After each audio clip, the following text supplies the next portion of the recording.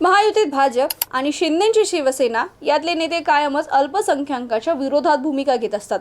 अल्पसंख्याक समाजाला दिलासा देण्याचा प्रयत्न करून आपली प्रतिमा निर्धर्मवादी नेता राहील याची खबरदारी घेणाऱ्या उपमुख्यमंत्री अजित पवार यांनी या ईदच्या पार्श्वभूमीवर आता कत्तलीसाठी येणाऱ्या पशु तपासणीच्या शुल्कामध्ये कपात करत अल्पसंख्याक समाजात प्रतिमा उंचावण्याचा प्रयत्न केलाय।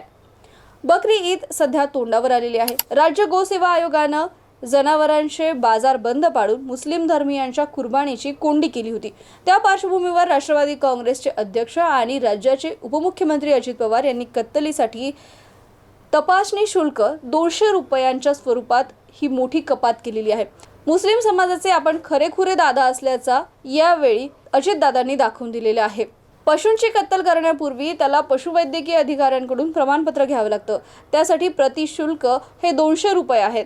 महाराष्ट्राचा मांस उत्पादनात 11% वाटा असून देशामध्ये याचा 3रा क्रमांक आहे। राज्याचे वार्षिक मांस उत्पन्न हे 12 लाख टन इतके आहे।